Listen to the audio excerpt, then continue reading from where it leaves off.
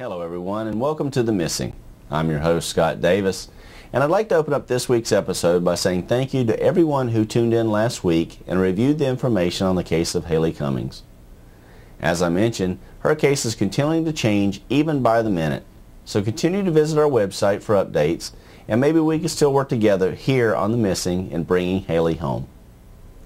Now this week's episode, I'm going to be covering two more cases. One of Adji Desir missing out of Immokalee, Florida. Recently, I spoke with a sergeant of the Colbert County Sheriff's Department that's in charge of the task force looking for Adji, and he said that any information and any exposure opportunities that we could provide here on The Missing could possibly help. So let's don't let him or Adji down. Let's review the information that could possibly bring Adji home safely. The second case I'd like to cover is that of a missing college student last seen in Charlotte, North Carolina. That is Kyle Fleischmann.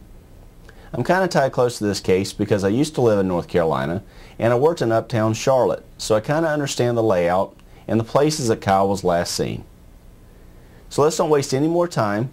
Let's review these cases and possibly we can make a difference here on The Missing. Let's get right into the case of Adji Desir. Adji is a 6-year-old boy missing out of Immokalee, Florida. Let's review the information on Adji's case, look at his photographs, and possibly we can work together here on The Missing in bringing Adji home.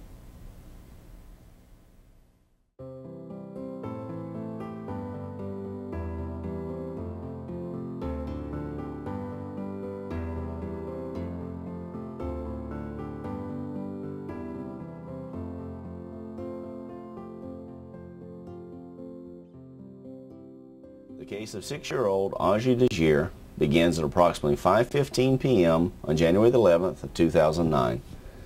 This is when he was last seen playing in front of his grandmother's house in Farmers Worker Village in Immokalee, Florida, playing with friends. Adji just simply disappeared. Adji was last seen wearing a blue shirt with thin yellow stripes, blue shorts with pink flamingos going down the sides, and gray and black sneakers.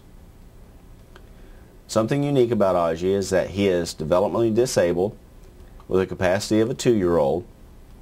He's able to speak 5 words, and he understands Creole, but he mainly communicates by sounds and gestures with family and friends. Once he was reported missing, the Colbert County Sheriff's Office with more than 100 officers from nearby agencies desperately searched for Adji. Adji is still missing, and we can work together here on The Missing in providing information and possibly recovering and bringing Adji home safely. So review the information that we provided, look at the photographs of Adji, and be sure to visit our website for more links for more information about Adji's case. Let's work together here on The Missing in bringing Adji home. If you have any information on Adji Desir, please contact the National Center for Missing and Exploited Children at 1-800-THE-LOST.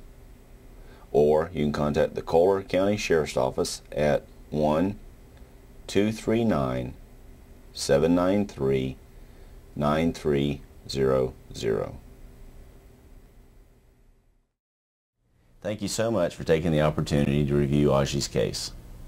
If you will, please visit our website at www.themissingtv.com for more information on Adji's case, as well as some media links to help you research this case just a little bit further so we can be more effective here on The Missing. Now let's get into our next case, the case of Kyle Fleischmann missing out of Charlotte, North Carolina. As always, if you will, please review the photographs and the detailed information that I'll provide to you here on The Missing, and possibly we could put together an opportunity to bring Kyle home.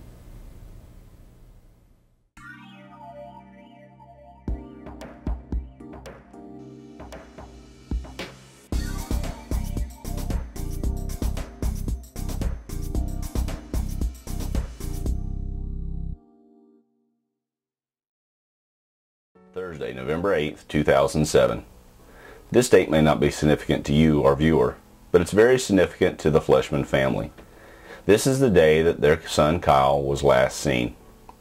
Kyle caught a Dane Cook stand-up act at the Bobcat Stadium in uptown Charlotte, North Carolina. Kyle's mother and sister were also in attendance, and when the show ended, Kyle decided that he would meet his friends and family at a local saloon. After a night of socializing, Kyle's friends and family left, but Kyle decided to stay at the saloon. Around 2:20 a.m., the saloon security camera captured images of the 24-year-old exiting the bar. He has not been heard from since. Kyle never returned to his home or his car, and all calls since made to his cell phone have went straight to voicemail. Police say that activity on a cell phone after leaving the saloon is concentrated in the uptown Charlotte area. In the first ward, his cell phone activity ended around 4 a.m. Now, updating Kyle's case is that the image that was last seen at 2:20 at the saloon was the last image known of Kyle's whereabouts.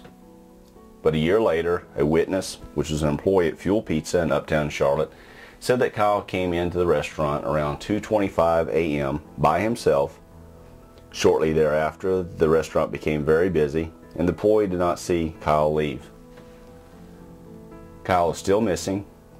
His family and friends want answers about his whereabouts, and they want to see Kyle come home safely.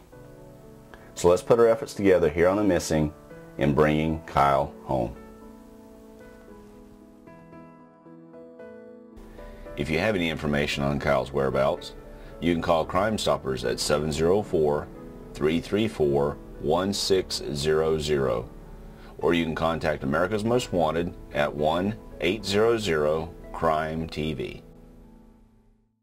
Well, everyone, that brings a close to another episode of The Missing. I really appreciate you joining us this episode and reviewing the information on the cases that we presented to you. If you will, please visit our website at www.themissingtv.com. There you can research more information on these cases, as well as watch past episodes of our show and review the information on those cases as well. As always, please keep your children educated, keep them protected, and always keep watching The Missing. I'm your host, Scott Davis. God bless.